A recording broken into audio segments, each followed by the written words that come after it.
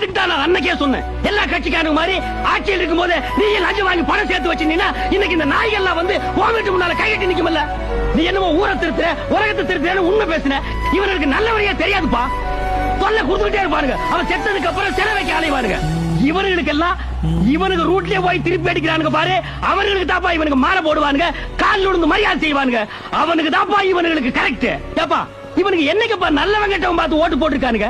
இவனுக்கு கணக்கு என்ன? ஒரு ஓட்டுக்கு ஒரு பித்தளை கூட, ஒரு பித்தளை சொம்பு, ஒரு பித்தளை பாலான்னு தானப்பா போட்டுருக்கானுங்க. இவனுக்கு ரேஞ்சுக்கு அதை ஒரு நாள் பிசினஸ் ஆக்கி கரெக்ஷன் பண்ணிட்டானுங்க. அவனுக்கு ரேஞ்சுக்கு அதை 5 வருஷம் பிசினஸ் ஆக்கி லஞ்சம் மேல கரெக்ஷன் பண்ணிட்டு இருக்கானுங்க. இவனுங்களை கொள்ளையடிக்கிறதுல தப்பே இல்ல, இவனுங்களை அடிக்கிறதுல தப்பே இல்ல. இவனுக்கு அடிவாக்கி சாகிறதுக்குன்னே பிறந்தவனுங்க. எப்போ கல் தோன்றி மண் தோன்றா காலத்து. அது என்னப்பா அது? எவனாவது ஏதாவது குடுக்கறான்னா லைன் கட்டி நிக்கிறீங்க.